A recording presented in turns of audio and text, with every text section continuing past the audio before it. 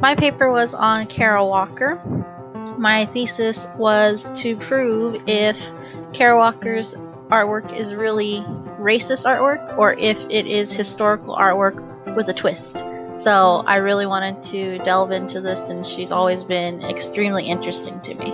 Kara Walker was born in 1969. She lived in California until the age of 13.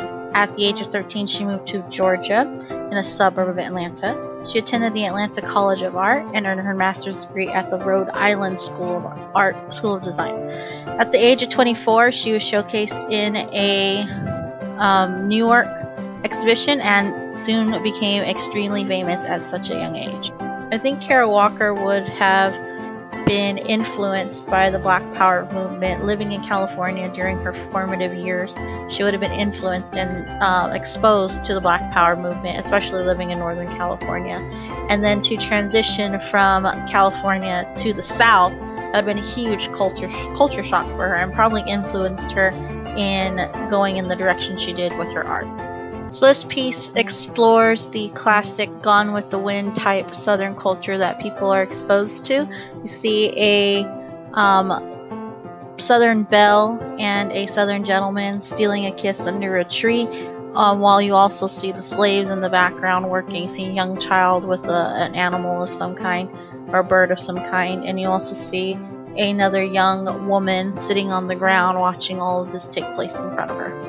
This piece is titled Salvation. So in this piece you can see a slave who has jumped into a river and she is choking on the water, the very water she's jumping in. So Kara Walker does silhouettes, but the trees in this picture are actually done with light and shadow, and she plays on that dark and light contrast, which helps draw the eyes in and creates this entire scene on this white wall with just these black silhouette pictures on the wall. So as we've seen in this week's module, this is the Marvelous Sugar Baby, or a subtlety as most people call it.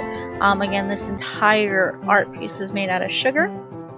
So she is paying homage to all the sugar workers, slave and or not slave, anybody who worked in the sugar industry, and this is her way of paying homage to it. So the figure in front holds a basket which would have carried the sugar cane in from the field. So in this figure you see the Mammy figure as the Sphinx, which is an iconic and a stereotypical black image that most people come to mind when they think of a black house slave. So this is why she probably chose her.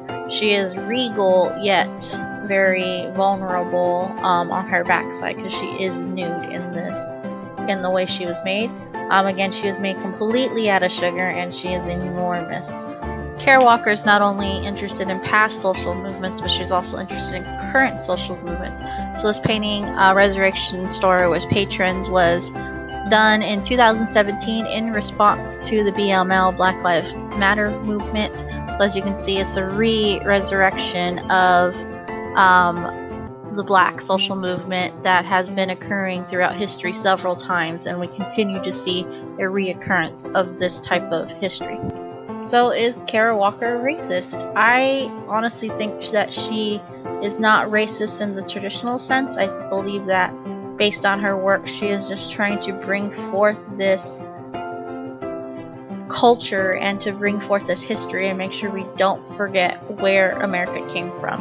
It's really important to remember that America came from these types of beginnings, so we need to remember that and not forget it and not just leave it in the past. Kara Walker does use violence in some of her artworks. You can see nooses hanging around some of her figures. Anna Ionis in Disgust in Silhouettes does speak to this and how violence is used to provoke and to create a reaction from the viewer, which is what Kara Walker's entire point is, to create a reaction and submerge the viewer into this history that has happened in our past. I think the point of Walker's work is to be provocative and to elicit a response from the viewer. That's her point. She's trying to make people think and remember past incidences, and then she's also trying to have people break out of this way of thinking of black stereotypes and to also kind of poke fun at white culture or white Southern culture or what we think it should be. So I think in her way she's just trying to create this remembrance and to create a reaction from the viewers.